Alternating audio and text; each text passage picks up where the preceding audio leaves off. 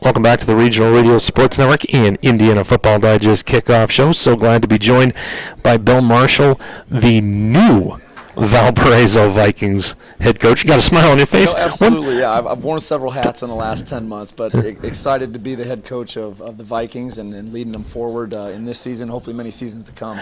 You got games against Mishawka and Penn, but I want to talk about the Penn game especially. First game as a head coach. Talk about what some of the emotions are going to be like, not just for the kids, but most importantly for you as well. You know what? I was able to go ahead and really break the ice a little bit because my first head coaching job was against them last season in the sectional. So I was able to break the ice in that. That was nerve-wracking to say the least, especially being the last game for a group of seniors that we sent off last year. This year, though, just excitement. You know, the gentleman just talked about the brotherhood, the camaraderie that our coaches and our families have, our teammates have as well.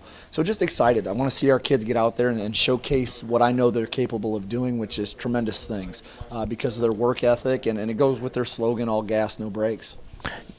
First two games, Penn and Mishawka. Talk about how those two games are going to set you guys up for the very tough Duneland Athletic Conference, a very physical conference, as well as the postseason as well. Yeah, Penn is always a great measuring stick for us. You know, it's been for many, many years when you're successful, whether it's a close game or whether you win that game, we've had successful seasons based off of that. And so they are a great coach team, very technically sound. But I believe we've been closing the gap, and I think that's been with our work ethic, and that's a testament to our kids and the type of devotion they put into the weight room, the commitment that they have, for some of them going year-round just in football. Even though we push multi-sport athletes, a lot of them are favoring to come to football and be there 4 days a week when it's, you know, cold and it's dark and it's rainy out. And then Mishawka, and we experienced some success against them. The last time we had played them prior to last year was in 2010 in the regional. So we knew Coach Curtis at the time who was there. We knew some of the things, and they're always going to be very fundamentally sound. They may not have the size that we do, but it's an option attack, and in that option attack, you have to be very, very sound on your technique, but also your responsibilities in that option football game. Summer practices are coming to a close. You got your scrimmage against Hobart this past Friday.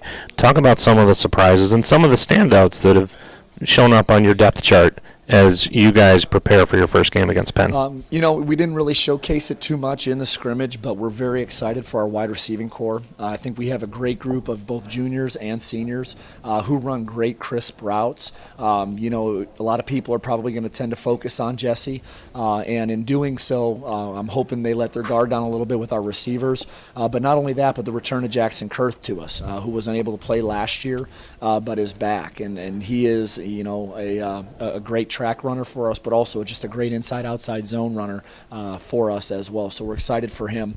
And then the highlight being our Hogs. You know, as I told Paul earlier, just the ability to go ahead and see a group of kids who have been playing the offensive line position. I think that position more than anything else, there just has to be a great meshing, a great, really a combination of fluidity that they have together. And they have that, and they're working towards that.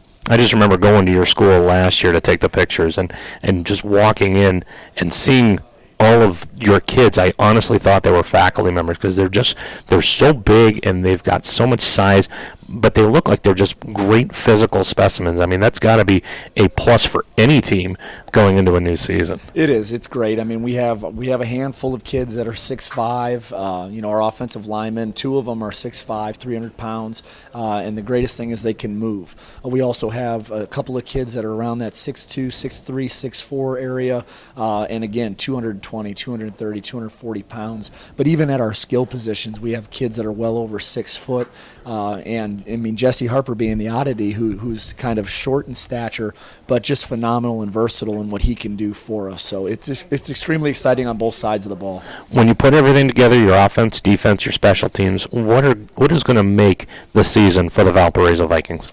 I think it's going to be a happy balance, a good medium in between our offense and our defense. Our defense has had some great success the past few years, again, a testament to our defensive coaching staff. And I think offensively, we just need to put more points on the board. You know, it eventually comes down to that. We do have some things to shore up with our kicking game, but we have great confidence in those kids who are going to be doing that kicking for us, and just excited to see them put it all together.